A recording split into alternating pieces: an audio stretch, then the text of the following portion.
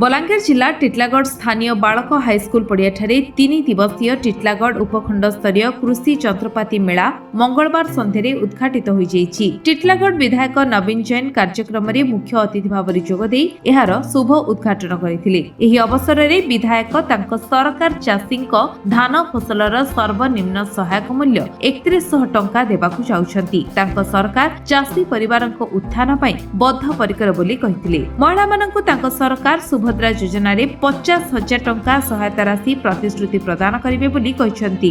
सरकार दादन चालान रोकिबाकू आगामी दिन रे व्यापक पदक्षेप नेबे बोली विधायक कहिथिले। जिला मुख्य कृषि अधिकारी बाबुली चरण सेठीଙ୍କ अध्यक्षतारे अनुष्ठित सभारे मंचासीन टिटलागढ़ उपजिल्लापाल रेहान खत्री, जिला उद्यान कृषि विभाग निर्देशक डॉक्टर प्रफुल्ल भंज, कृषि विभाग निर्वाही यंत्री इंजीनियर लासा मुर्मू, जिला परिषद उपाध्यक्षा मिथिला माझी समेत कृषि उद्यान कृषि मत्स्य विभाग बहु उपखंड ब्लॉक स्तरीय अधिकारी कर्मचारी उपस्थित थे। बलांगीर बीएओ सुनंदा साहू धन्यवाद अर्पण करथिले। सभा पूर्व मुख्य अतिथि विधायक श्री जैन मेलार विधिवत उद्घाटन करथिले। सफल मत्स्य चाषी अश्विनी साहू को विधायक मंच में संबर्धित करथिले। अनेक नूतन प्रजुक्तियुक्त कृषि जंत्रपाति सांगको उपादेय बिहन मिलेट आदिर प्रदर्शनी आरंभ होईछि। एने हजार हजार संख्यक चाषी तथा लोकंक प्रबल भिड़ देखा मिली।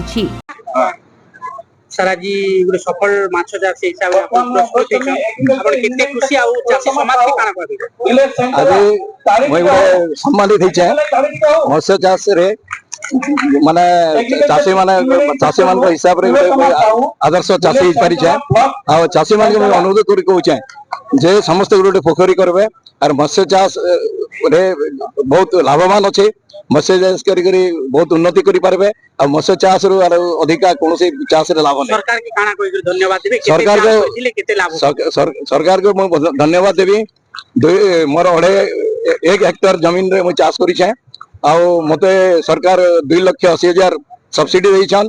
जाला पई दोछन पैसा, जाल पई दोछन पैसा आ दाना खाद्य पई भी दोछन पैसा। लाभ के मैं वर्ष को 20 क्विंटल 3,20,000 टंका मैं बेनिफिट पाउछे वर्ष को 1 हेक्टर जमीन रे।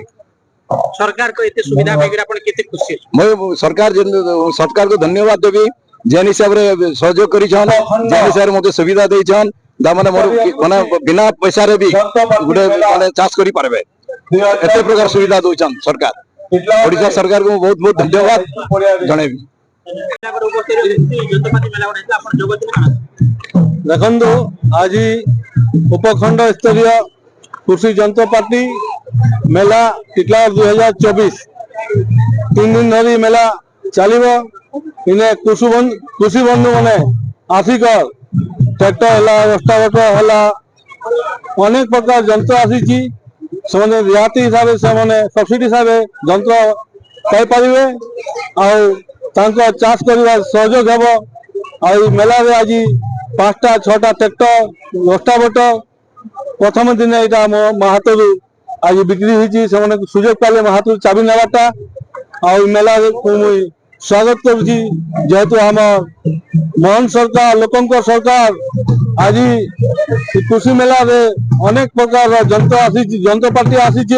विगत सरकार मुझे मेला रे 2023 आसी गोटे सोलर पंप देखते से मैंने लोक धुआ बुले 20,000 टंका से सोलर पंप देव बोलते डिसेम्बर से आज पर्यंत मे मास पर्यंत देखा पाइले नहीं।